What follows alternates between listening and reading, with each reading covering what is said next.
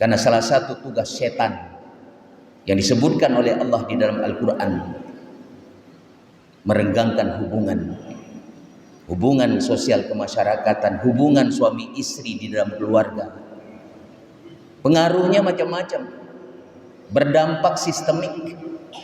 Kalau fitnah hoax itu tersebar dalam konteks negara, dalam konteks pemerintah, berdampak sistemik. Maka kenapa dalam Al-Quran fitnah itu lebih kejam dari pembunuhan? Kalau pembunuhan tak si kintan, tak gop mati tiro.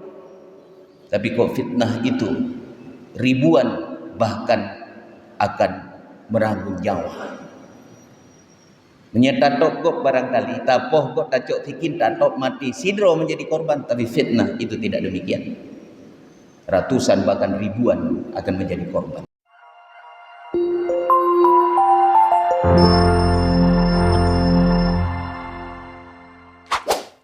Selamat menonton dan jangan lupa di-subscribe ya.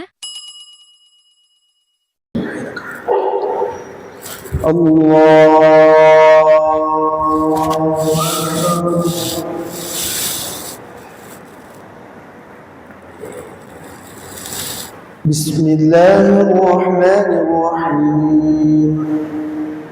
Alhamdulillahi Rabbil Alamin.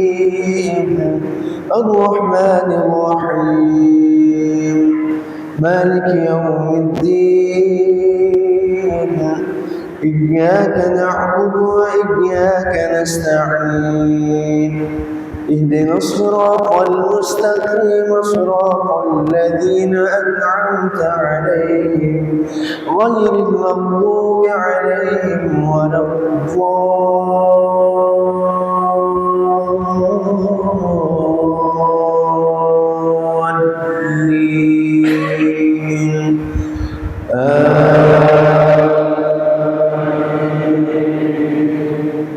وقالوا لو كنا نسمع أو نعقل ما كنا في أصحاب السعير فاعترفوا بذنبهم فسحقا لأصحاب السعير.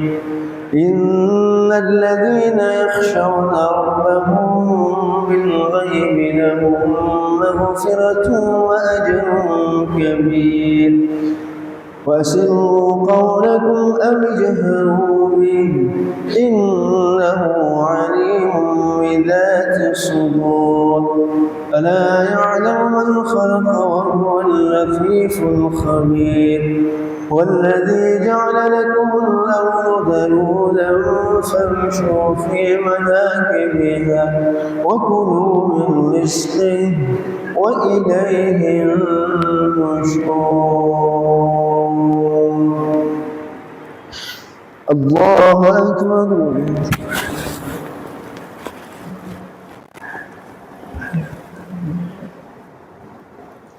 سمع الله لمن حمده. اللهم اهدنا فيمن هديت وعافنا فيمن عافيت وتولنا فيمن توليت وبارك لنا فيما أعطيت وقنا برحمتك شر ما قضيت.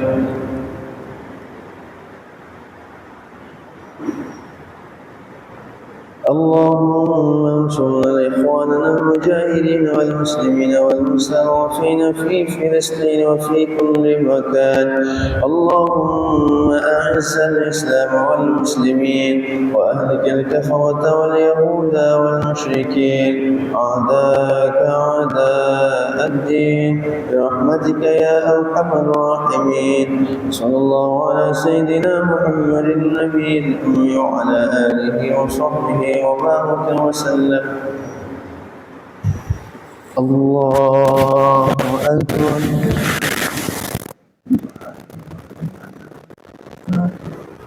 الله أكبر.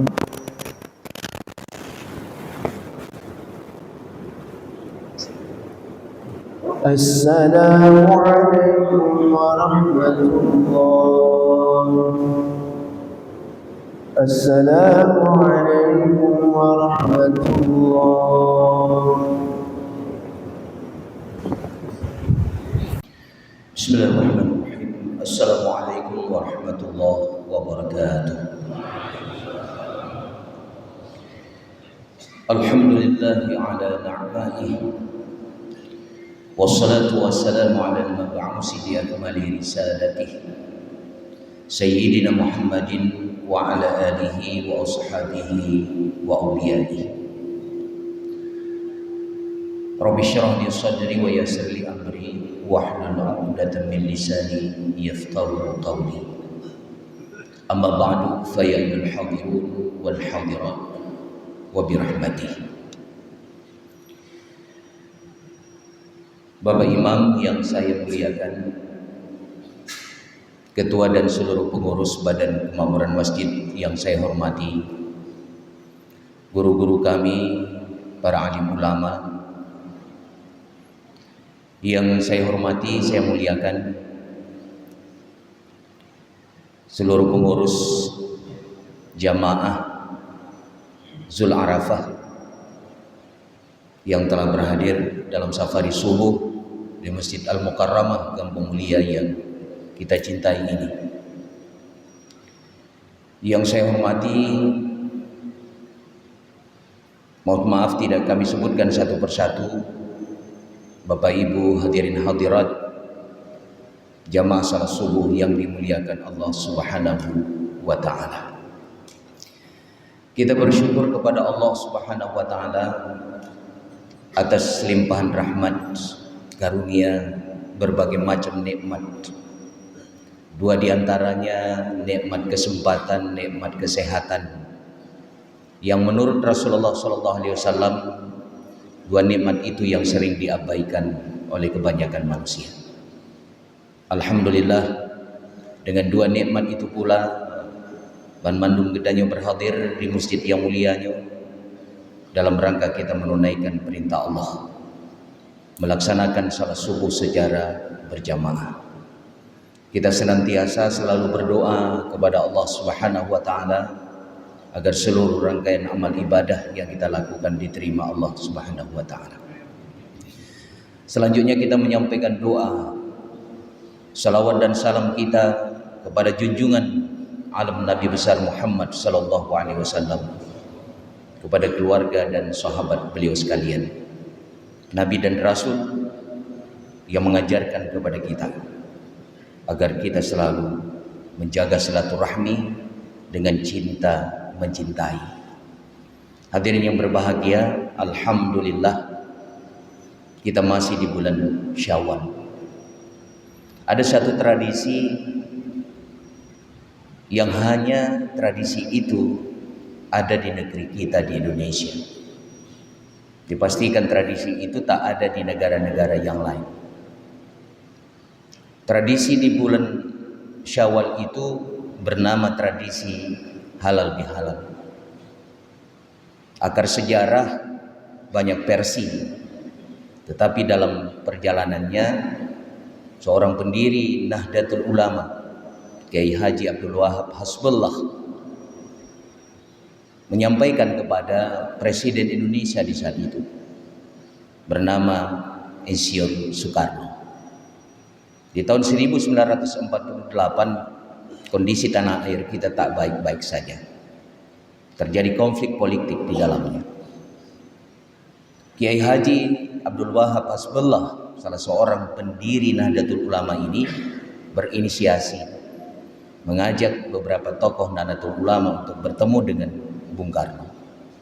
Setelah itu beliau menyampaikan agar negara ini kembali baik dan tokoh-tokohnya kembali harmoni. Beliau mengusulkan dan menyarankan kepada presiden di saat itu agar kita mengadakan acara halal bihalal, momentum untuk merajut ukhuwah Islamiyah. Bung Karno selaku presiden mendengar saran daripada pendiri Nahdlatul Ulama ini. Kemudian di suatu kesempatan yang telah ditentukan diadakan acara momentum halal bil halal. Kemudian ada tradisi kemudian dilanjutkan oleh lembaga-lembaga pemerintahan di setiap bulan Syawal, begitu juga masyarakat kita. Tak terkecuali di Indonesia. sampai tak terkecuali di Aceh yang sampai hari ini kita bersama-sama melaksanakan kegiatan halal bihalal. Jika mau penceramah selalu diundang untuk mengisi ceramah halal bihalal, baik di kantor maupun di komunitas masyarakat. Tujuannya hanya satu, agar kita saling bertemu, agar kita saling berkumpul, agar kita saling memaafkan. Tak mungkin dengan kesibukan dan seterusnya kita mendatangi door to door untuk kemudian kita berjabat tangan saling memaafkan. Momentum perkumpulan ini dengan komunitas yang hadir, kemudian kita saling memaafkan. Maka tradisi halal bihalal ini satu tradisi yang penuh nilai dan hikmah. Bapak Ibu hadirin yang berbahagia, ada falsafah halal bihalal yang harus selalu kita maknai di balik pelaksanaan halal bihalal itu sendiri. Filosofinya hadirin yang mulia, di balik halal bihalal itu ada keharmonian, ada silaturahmi, dan itu yang harus kita wujudkan. Harmoni, silaturahmi itu adalah sebuah kewajiban bagi kita orang Islam yang beriman. Kenapa itu suatu kewajiban? Tidak akan disebut kita sebagai orang yang beriman kalau silaturahmi ini tak kita jaga. Bagaimana kita mengukuhkan silaturahmi? Caranya saling maaf memaafkan. Di dalam Islam, maaf memaafkan itu melupakan dan menghapuskan. Itu hakikat maaf memaafkan. Ledamu majaro hadirin yang mulia, kita berjabat tangan saling maaf memaafkan. Baik mengenal hati. Kadang-kadang sisa-sisa kesalahannya masih kita simpan di dalam hati. Jaro damumat, muka taboh muka. Maka ketika kita berjabat tangan, kata Rasulullah, tatap wajahnya, akan muncul cinta dan kasih sayang. Baik taboh muka. Apalagi kita menyimpan kesalahannya barangkali dalam hati. Karena hakikat maaf memaafkan di dalam Islam, lupakan dan hapuskan. Hadirin yang mulia, Ban Bandung gedanya urang Aceh sebenarnya harus kita implementasikan makna halal bihalal ini di seluruh aspek kehidupan kita. Di dalam kehidupan sosial misalnya, kita maknakan halal bihalal. Han memada merumpok dengan syahara, assalamualaikum. Kita tebarkan salam, ufsus salam, kata Rasulullah Muhammad SAW. Yang harus kita maknakan tidak hanya melafazkan salam ketika bertemu dengan saudara-saudara kita yang muslim, tapi maknakan lafaz salam itu dalam kehidupan. Dimanapun kita berada, ketenangan, kenyamanan itu tetap ada di tengah-tengah masyarakat. Jangan kita menjadi biang kerok. Jangan kita menjadi tukang penyebar fitnah yang kemudian memecah belahkan persatuan umat, merenggangkan hubungan, menghancurkan hubungan silaturahmi. Karena salah satu tugas setan yang disebutkan oleh Allah di dalam Al-Quran, merenggangkan hubungan sosial kemasyarakatan, hubungan suami istri di dalam keluarga. Pengaruhnya macam-macam, berdampak sistemik. Kalau fitnah hoax itu tersebar dalam konteks negara, dalam konteks pemerintah, berdampak sistemik. Maka kenapa dalam Al-Quran fitnah itu lebih kejam dari pembunuhan? Kalau pembunuhan tacok sikin tak togok mati tiro, tapi kok fitnah itu ribuan bahkan akan merangkul nyawa. Menyetatok gok barangkali, tapoh gok tacok sikin tak tok mati, sidro menjadi korban. Tapi fitnah itu tidak demikian. Ratusan bahkan ribuan akan menjadi korban. Maka hati-hati dengan hoax, hati-hati dengan fitnah. Maka halal bihalal, sebuah media yang luar biasa untuk merapatkan hubungan yang renggang. Hadirin yang mulia, filosofi yang kemudian dijelaskan oleh ahli hikmah. Jadilah kita itu ibarat jarum dan benang. Jangan kalian itu menjadi gunting. Menyatakan uronyo yang le katanya berperan sebagai gunting, bukan sebagai jarum dan menang. Kalau kita lihat gunting hadirin yang mulia, seakan-akan dia berjalan lurus, tapi dia merobek sesuatu yang telah bersatu. Betul tidak Bapak Ibu sekalian? Gunting, ibu-ibu sering gunakan gunting memotong kain, seakan-akan dia berjalan lurus, tapi dia merobek dan memisahkan sesuatu yang telah bersatu. Kebanyakan kita hari ini begitu hadirin yang mulia. Dalam media sosial kita lihat peran dan fungsi kita itu kebanyakan seperti gunting.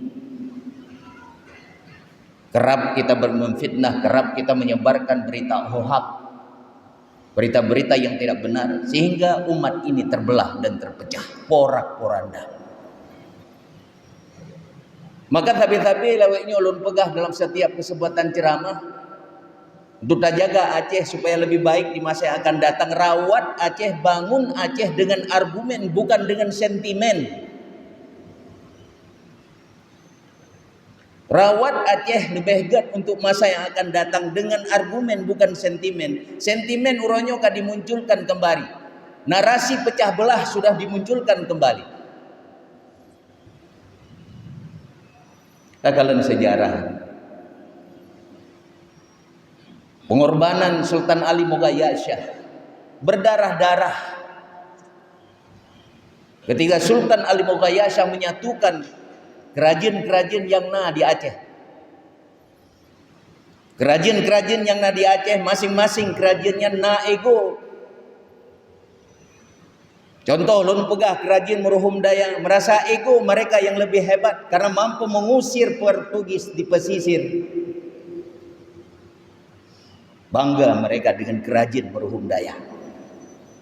Menancit kerajaan Pasir, kerajaan Linge, kerajaan Pedir, mereka punya ego masing-masing. Ketika Sultan Ali Mogayasha di abad ke-15, beliau berjuang luar biasa. Kemudian kepesaho ban mandum kerajaan yang mesiprenya di Santero Aceh. Di abad ke-15 kokoh tegak berdiri kerajaan Bandar Aceh Darussalam. Uronyo ka muncul narasi lun urang pidi, narasi lun urang bireun, narasi lun urang pase. Nya narasi pecah belah hadirin yang mulia. Wadai kana perle kepentingan urang bireun pakat preman bireun kena Banda. Bodoyahan lagi lom pekah. Wadai ka perle urang pase di Banda pekat preman pase kena Banda. Tingah menanlam perle kepentingan pidia pakat preman pidia kena Banda. Mekaru dari keroro katanya. Jika mau tunggu kadang si empepep ada podium. Empepep pegah adanya tadi. Mekebo-kebo ibabah persatuan kesatuan. Tapi fakta kenyataan di lapangan kita tidak menjaga persatuan. Menyelam manuskrip tempo dulu kita baca, ulama-ulama kita tempo dulu sejak masa kesultanan berharap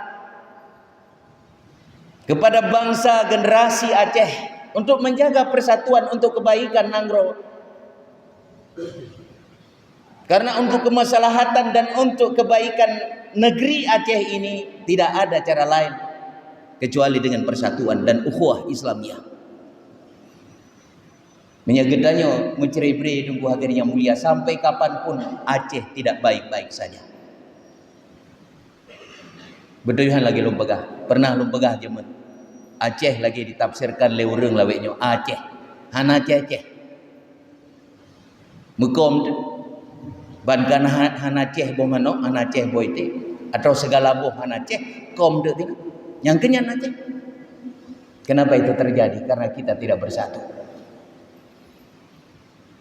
Maka oleh karena itu hadirnya mulia, di setiap kesempatan saya menyampaikan ukhuwah Islamiyah menjadi sesuatu yang utama di Aceh. Kasib gedanya konflik vertikal, uronyo be terjadi konflik horizontal. Selesai gedanya dengan MOU Helsinki. Lebih kurang 20 tahun yang lalu. Sudah cukup dengan itu. sampai terjadi konflik horizontal. Tamu dawa-dawa, tamu paki-paki, dari keloro tu orangnya. Sampai Acehnya lagi ikalan le orang luar. Kiban dikalan le orang luar, diibaratkan tamsilan lagi rumah sakit jiwa. Tampilan dari luarnya bagus, dicat rapi segala macam. Oleh tru dalam takalan penghuni di dalamnya tiro pula tiro le. Tiro penghuni rumah sakit jiwa di Pulau Bungong, di jak yang lain ya le. Di Pulau Lom, di Liup Lom, yang kenyataan. Betul ya? Lagi rumah sakit jiwa orang. Di kalan getan dengan syariat Islam di Aceh. Waktu tru kena dalam di kalan Aceh porak-poranda. Ini kenyataan. Dan fakta itu tidak bisa kita nafikan. Orangnya seakan-akan lagi kita menyembunyikan bangkai di balik sajadah yang akhirnya tercium juga. Menganalisis SWOT, kita ada opportunity, kesempatan kita hari ini untuk membangun Aceh. Dukungan pusat luar biasa untuk Aceh. Tapi syarat utama lagi-lagi saya sampaikan, ukhuwah Islamiyah. Setiap kekuatan yang ada bangun bersatu padu untuk membangun Aceh. Kekuatan-kekuatan orangnya yang masih pria di luar sini bersatu padu untuk membangun Aceh. Ini kesempatan kita. Ini adalah peluang kita untuk membangun Aceh yang lebih baik di masa yang akan datang. Maka momentum halal bihalal, momentum Syawal kita jadikan. Kita introspeksi diri. Kemudian di kesempatan halal bihalal pula, di bulan Syawal ini kita saling memaafkan, melupakan masa lalu. Maka dengan itu kita bisa membangun Aceh. Hadirin kaum muslimin jamaah salat subuh yang dimuliakan Allah Subhanahu wa taala. Kemudian yang kedua, dalam konteks syariat Islam hari ini, malam 17 Ramadan, Gubernur Aceh Bapak Haji Muzakir Manaf atau Muallim telah melancing sebuah peraturan atau instruksi gubernur namanya terkait dengan pelaksanaan salat berjamaah dan kewajiban bagi peserta didik untuk membaca Al-Quran 15 menit sebelum pelajaran itu dimulai. Instruksi itu perlu mendapat dukungan dari kita seluruh masyarakat. Dan dia tidak bisa berjalan dengan sendirinya tanpa ada dukungan. Uronyo yang terkait dengan instruksi gubernur itu punya tanggung jawab Dinas Syariat Islam, punya tanggung jawab Satpol PP dalam melakukan pengawasan. Tapi instrumen pemerintah itu tidak cukup untuk memastikan instruksi gubernur ini berjalan dengan baik dan benar di tengah-tengah masyarakat. Perlu dukungan semua pihak. Orang tua harus memberi dukungan terhadap instruksi gubernur ini. Para guru, tokoh-tokoh masyarakat harus mendukung instruksi gubernur ini dapat berjalan secara baik dan benar. Pemerintah hari ini punya itikat baik, punya political will untuk itu. Tapi tanpa dukungan masyarakat, mustahil instruksi gubernur secara khusus dapat berjalan secara baik. Apa yang diinginkan oleh instruksi gubernur yang telah dikeluarkan ini?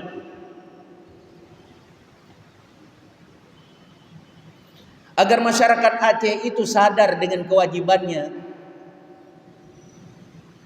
Setiap waktu salat tiba, tinggalkan segala macam bentuk aktivitas, tunaikan salat. Kewajiban tidak hanya salat di masjid.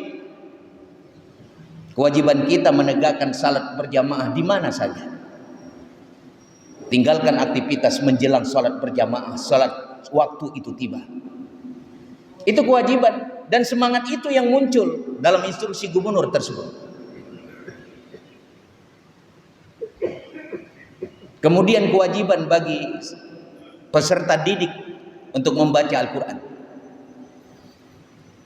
Uronyo hadirin yang mulia, fakta hasil penelitian ternyata masih banyak anak-anak kita yang belum melek baca Al-Quran. Hasil penelitian yang memiriskan hati, ternyata masih ada keluarga, dia sebagai muslim di Aceh ini namun tak punya mushaf Al-Quran, tak punya mushaf Al-Quran, tak punya Al-Quran di rumahnya. Jangankan mereka bisa membaca Al-Quran, mushaf saja tak punya di rumah. Bagaimana mereka mampu membaca Al-Quran? Mushaf saja mereka tak punya di rumah. Itu yang memiriskan hati kita. Maka pemerintah termasuk Gampung dengan pimpinannya Geci dan tokoh-tokoh yang ada di dalamnya punya kewajiban untuk memastikan rakyatnya itu mampu membaca Al-Quran. Ini tanggung jawab pemimpin, hadirin yang mulia. Karena bagian daripada tugas penegakan syariat Islam, kita tegakkan syariat Islam, menyegedanya sebagai masyarakat Aceh itu tak mampu membaca Al-Quran. Menyerta rujuk kanun, salah satu tanggung jawab daripada Geci Gampung penegakan syariat Islam di Gampung. Wujudnya, hadirin yang mulia, pastikan salah satunya masyarakat yang dipimpinnya itu seluruhnya mampu membaca Al-Quran. Maka menyerta kenang-kenang, tak penyum-penyum, tak kaji-kaji, tugas dan tanggung jawab Geci. Sang-sang, hadirin yang mulia, hero Geci. Hantenget malam. Pada kira-kira pertanggungjawabannya dengan Allah Subhanahu wa taala hantenget karena berat tanggung jawab. Bukan hanya mengelola APBG. Di Aceh nak tanggung jawab khusus dalam hal penegakan syariah. Yang tanggung jawab Geci. Jadi menyata kira-kira hadirin yang mulia, sang-sang dengan tanggung jawab yang rayanya Geci kita yang di Aceh kang handengan le malam. Handengan le tanggung jawab rakyat dah bagi fikir umat harus menjalankan syariat Islam, fikir umat agar mereka mampu membaca Al-Quran, mampajan dengan jangan-jangan bagdanya Geci di Aceh menjungkat malam dengan hanai gampungnya lagi mah di kampung lain ni bagi fikir umat. Berbeda dengan masa kesultanan. Berbeda sekali hadirin yang mulia, menyerta baca literasi sejarah. Bagi fikir-fikir ke umat na Geci di kampung na mungkin yang handenget fikir ke rakyat, fikir ke umat, fikir ke masyarakat, fikir ke gedanya umat. Hana dengar. Karena tanggung jawabnya luar biasa. Tanggung jawabnya tidak hanya di dunia, tanggung jawabnya yang mereka pikirkan, tanggung jawabnya di hadapan Allah Subhanahu wa taala. Hadirin kaum muslimin, jamaah salat subuh yang dimuliakan Allah Subhanahu wa taala. Seperti saya katakan tadi, kita begitu luar biasa dengan romantisme sejarah kita tempo dulu. Sejarah kita yang hijau rano, indah sekali keadaan masyarakatnya yang menjalankan syariat Islam. Puncaknya pada masa Sultan Iskandar Muda, menjadi salah satu negara terhebat dan adidaya, salah satu negara muslim di dunia, adidaya, superpower. Kita dengan romantisme sejarah tempo dulu yang kita rasakan hari ini, sehingga kita melupakan kondisi kita saat ini. Hebat Aceh dengan Islam, puncaknya Sultan Iskandar Muda memimpin. Aceh luar biasa. Kita melupakan kondisi real hari ini. Menyanyikan Aceh lebeling hanya narkoba. Aceh dilebel sebagai darurat narkoba. Uronyo heboh darurat kadinangronyo, hadirin yang mulia. Dilabel, belum diberikan stigma. Labeling Aceh uronyo hadirin yang mulia, darurat narkoba, darurat LGBT, darurat judi online. Satu fakta terkait dengan LGBT hadirin yang mulia. LGBT namu pun Aku kengken LGBT dia nama pun ikut ini. Oh tham kata dengar Ustaz Jul. Kata dengar ya. LGBT nah. Penan geukeun homoseksual laki-laki dengan laki-laki. Kira-kira mana? Lesbian perempuan dengan perempuan. Fakta sangat menyedihkan. Data yang kita dapatkan dari lembaga terkait hadirin yang mulia, ketika mereka menayangkan dan mempresentasikan data itu, sangat menyedihkan hati kita sebagai orang Aceh. Usia 15 tahun mereka sudah melakukan LGBT. LGBT mereka terkena penyakit menular HIV/AIDS. Jumlahnya ribuan, tertinggi di Banda Aceh, menyusul Langsa dan Luxmawi. Pertanyaan kita kemudian, ada apa dengan pelaksanaan syariat Islam di Aceh? Kita punya undang-undang pemerintahan Aceh, turunannya kita punya kanun jinayah yang mengatur pula liwat, yang mengatur musahakah yaitu lesbian, yang mengatur perkara pelecehan seksual. Ada apa dengan kanun jinayah yang telah berlaku?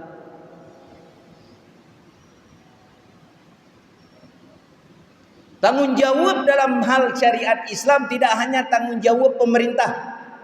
Tanggung jawab kita yang mandu mendesya kita dengan Allah. Karena syariat Islam sudah dideklarasikan di Aceh 23 tahun yang lalu. Namun pelaksanaannya kita pastikan tidak baik-baik saja di negeri ini. Maka lagi-lagi saya ingin menyampaikan, mari kita dukung program ini. Oh tunggu di Aceh syariat Islam kajamen kana. Kata laksanakan syariat Islam nyan dalam perkara salat, dalam perkara private law, dalam perkara hukum pribadi salat kita nyan ka diatur oleh negara, ka berjalan sejak dulu. Namun dalam hal public law, hukum masyarakat, hukum yang berlaku umum diformalisasikan di Aceh. Dideklarasikan oleh Pak Gubernur tempo dulu. Sudah 23 tahun lebih kurang berjalan di Aceh. Namun implementasi pelaksanaannya itu tidak baik-baik saja sampai dengan saat ini. Kenapa itu terjadi? Semua kita tidak mendukung pelaksanaan syariat Islam. Saya berani mengatakan seperti itu. Orang tua tak mendukung syariat Islam. Lembaga-lembaga pendidikan tak mendukung syariat Islam. Lebih-lebih perguruan tinggi. Anak-anak kita ronyo hadirin yang mulia. Katepeh dengan judi online. Katepeh dengan narkoba. Katepeh dengan LGBT. Di mana tanggung jawab kita sebagai orang tua? Uronyo tan tapuratanya hadirin yang mulia, ketika anak telah diwo rumah. Tan tapuratanya yang urun si, apakah engkau nak telah sholat? Berapa banyak anak-anak kita yang tidak berpuasa Ramadan? Di hari puasa Ramadan mereka duduk dalam kesunyian, mereka makan di sana tak berpuasa. Di mana tanggung jawab kita sebagai orang tua hari ini untuk memastikan anak-anak kita itu melaksanakan perintah agama, termasuk berpuasa Ramadan, menegakkan sholat 5 waktu.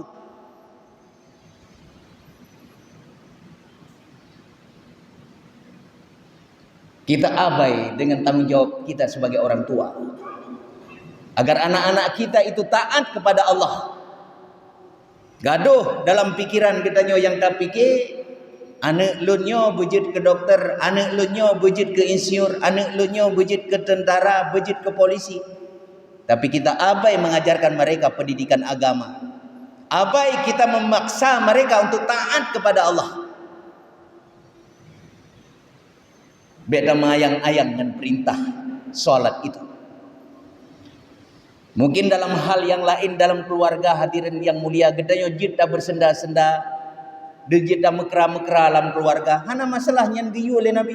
Tapi dalam perkara sholat baca Quran, jangan main-main dengan perintah itu. Beda main-main. Sholat, membaca Al-Quran. Pastikan mereka itu menegakkan perintah agama. Yang lain hana masalah, kamu sendah-sendangan bermau, silakan saja. Tapi dalam perkara sholat, membaca Al-Quran, jangan main-main dalam perkara itu. Hadirin kaum muslimin yang dirahmati Allah Subhanahu wa taala. Maka sekali lagi saya ingin menyampaikan agar tanggung jawab syariat Islam ini menjadi tanggung jawab kolektif kita. Menjadi tanggung jawab bersama agar kemudian syariat Islam itu bisa berjalan dengan baik. Orangnya pemerintahan baru di kota Banda Aceh. Kita melihat informasi, kita melihat di media sosial begitu luar biasa. Ada yang pro dan kontra terkait dengan usaha yang dilakukan oleh pemerintah kota Banda Aceh di bawah wali kota Ibu Eliza Sayentul Jamal. Luar biasa gebrakan. Di media sosial kita membaca banyak yang kontra, banyak yang pro juga terkait dengan penegakan syariat Islam. Masa bodoh dengan investasi, masa bodoh dengan investor kalau syariat Islam tak berjalan di negeri ini. Sampai-sampai narasi dibangun oleh media sosial, oleh berita-berita yang tak punya dasar kebenarannya. Mereka mengatakan kalau syariat Islam seperti itu dilaksanakan, investasi itu tak akan ada di Aceh ini. Masa bodoh dengan investor. Menjadi syariat Islam kadang makmu nangronyo dulu. Walau anna ahlal qura amanu wattaqau la fatahna alaihim barakatim minas sama'i wal ard. Nyan ayat Allah. Nyan gepegale Allah dalam Al-Quran. Menyimpan manum gedenya beriman, bertakwa kepada Allah. Beriman, bertakwa penduduk negeri, Allah akan gebuka pintu keberkahan dari langit dan bumi. Ya Allah, nyo kamu singkung, nepetren ujian dari langit, ya Allah gepetren sebagai rahmat, bukan sebagai laknat. Ya Allah, nepetimo tumbuh-tumbuhan, hijau rano negeri ini dengan tumbuh-tumbuhan. Bermantang talake ba Allah menyegedanya beriman bertakwa diistijabahkan. Talake keberkahan di nangronyo Allah diberikan keberkahan. Kiban keberkahan hadirin yang mulia. Metamah-tamah laju kebaikan pemimpin, metamah-tamah laju kebaikan masyarakat dan rakyat yang dipimpin. Nya nanggro yang diberkahi. Sabuh tanda kepada ulama nanggro yang telah diberkahi oleh Allah Subhanahu wa taala. Ketika petani turun ke sawah, di saat itu Allah menurunkan hujan sebagai rahmat. Yang petani-petani kita berdoa mereka kepada Allah sebelum mereka turun ke sawah menanam padi, ya Allah berikan hujan.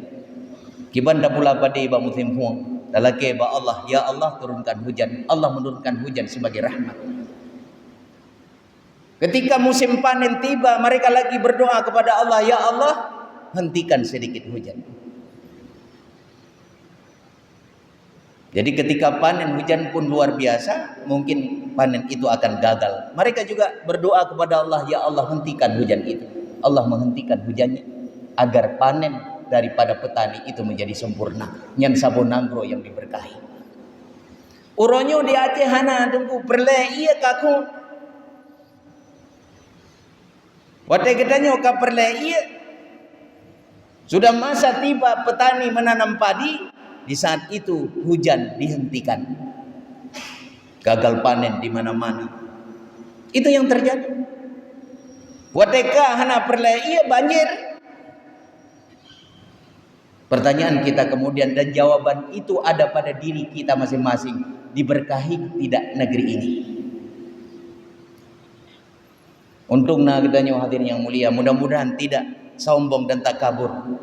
Nah di masjid kita udah berdoa tapi ba Allah baik kendu udah berdoa ba Allah. Selalu kita memohon kepada Allah pemimpin kita baik. Pemimpin kita itu jroh. Rakyatnya juga baik. Semua masyarakatnya jroh. Tam doa tapi ba Allah Subhanahu wa taala. Kathri bega dengkulun berdoa hana truk permohonannya mungkin yang ke-1001 kali.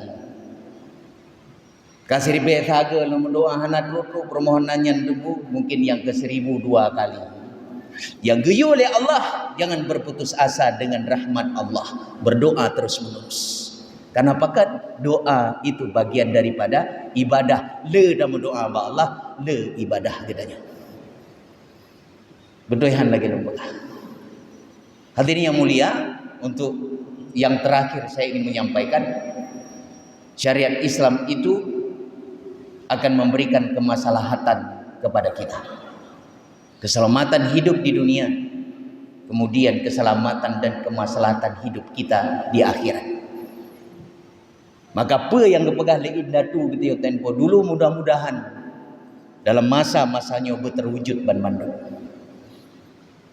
Maka untuk mewujudkan itu, ban mandum katanya harus mendukung pelaksanaan syariat Islam. Narasi-narasi yang dibangun di luar untuk memecah belahkan umat yang ada di Aceh, untuk menghancurkan kekuatan dan persatuan kita masyarakat Aceh,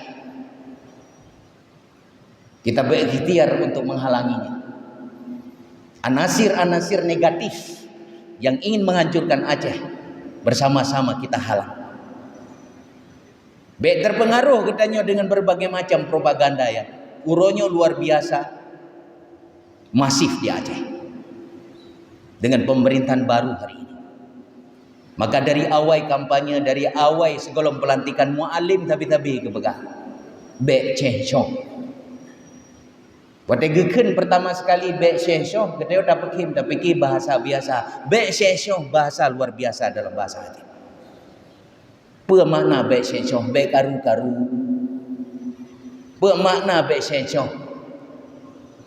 Selesaikan masalah secara bijaksana. Bek karu-karu, bek iruh-riuh, bek kiruh-kiruh. Mereka kamu di video tadi, bek kiruh-kiruh. Selesaikan masalah dengan bijaksana. Nyan Bek Cheh Chong. Maka ramanakan sebagai rakyat pun yang kepegang oleh pemimpin Bek Cheh Chong. Karena dasar kata Bek Cheh Chong nasabah bepatah Aceh atau adi maja yang gegebah lein datu kita yang tempo dulu pe gepegah le orang Aceh barang patah bat tapeh bintih ba ubung tirih bek taliang tika wate tamu syawarah hati begli bek abih arang buso hantaja nyan Bek Cheh Chong mana aja. Selesaikan masalah dengan bijaksana. Bek karu-karu tunggu. Kira-kira nyohana manfaat bek tak puput.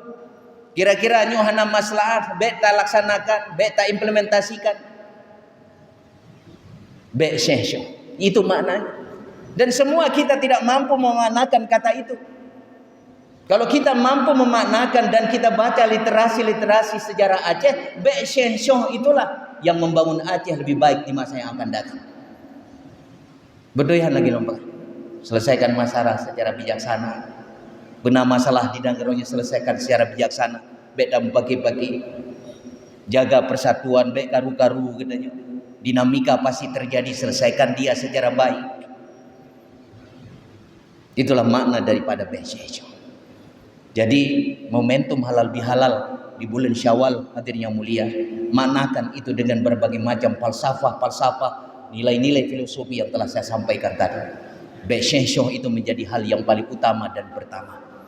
Terakhir, pesan yang ingin saya sampaikan, bangun Aceh ini dengan argumen, bukan dengan sentimen. Jadi lepaskan ego daerah, lepaskan ego kewilayahan.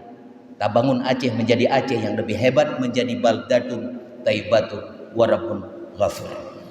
Hadirin yang mulia, kita tetap beristiqamah seperti dipegang oleh Ustaz Jul untuk berdakwah. Tegakkan kalimat tauhid, la ilaha illallah Muhammadur Rasulullah. Sallallahu wasallama ala nabi sayyidina Muhammadin wa alihi wa sahbihi ajma'ina. Sallallahu ala nabi sayyidina Muhammadin wa alihi wa sahbihi ajma'ina. وسلم على النبي سيدنا محمد وآله وصحبه أجمعين. Padranuk yang hana mirah, ba penerah yang hana bajau, ba tutu yang hana salah, hana ba awai, tente hana ba dulu. Hadanallahu wa iyyakum ajmain. Assalamualaikum warahmatullahi wabarakatuh.